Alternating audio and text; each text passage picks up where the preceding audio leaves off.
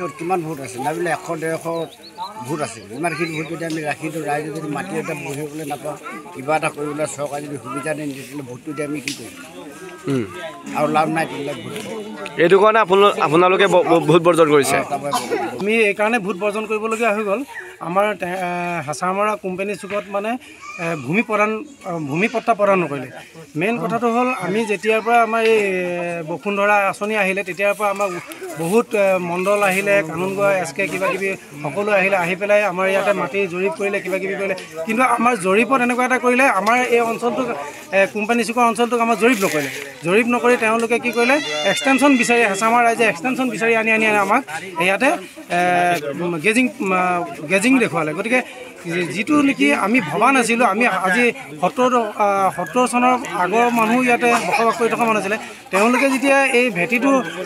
পতা নাপালে গতিকে আমি এটা চৰম সিদ্ধান্ত ল'বলৈ বাধ্য হৈ গ'লোঁ যে যিকোনো চৰকাৰে হওক আমাৰ এই চলিত চৰকাৰ বুলি আমি নকওঁ যিকোনো এখন চৰকাৰেও যদি আমাক এই সিদ্ধান্ত নিদিয়ে কোনো এটা সিদ্ধান্তত আমাৰ উপনীত কৰাব নোৱাৰে তেতিয়াহ'লে আমি আজি আমাৰ ৰাইজে এনেকুৱা এটা সিদ্ধান্ত লৈছোঁ আজি আমাৰ এই ভোট গ্ৰহণৰ দিনাই আমি প্ৰতিবাদী কাৰ্যসূচী ল'বলৈ বাধ্য হৈছোঁ আমাৰ ইয়াতে 100ৰো অধিক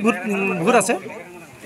প্ৰায় আমি এনে অনুমানিকভাৱে 120জনমান আমাৰ ভোটাৰ্ছ আছে বুলি আমি অনুমান কৰিব পাৰিছোঁ আমি এতিয়া ভূমিহীন মানুহ এতিয়া মাটি বাৰী থাকিও নোহোৱা নিচিনা হৈছে এতিয়া হেৰি আহিছিলে মণ্ডল আহিছিলে মণ্ডলে ক'লে বোলে এনেকৈ তেনেকৈ হেঁচমাৰ পৰা আনি ঠেলি আনি আমাৰ এই কোম্পানী চুকটো ভৰাই দিলে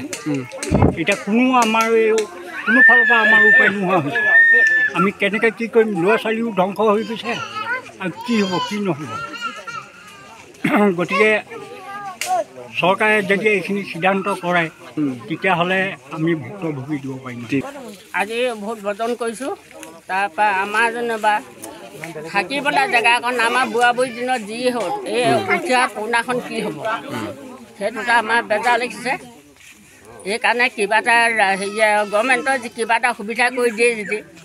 আমি তেতিয়া সন্মানী হ'ম পাছলৈ থকা আমাৰ মাটি অকণমান দিব পাৰিলে ভেটিটো দিব পাৰিলে আমাৰ তাতে দষ্ট হ'ব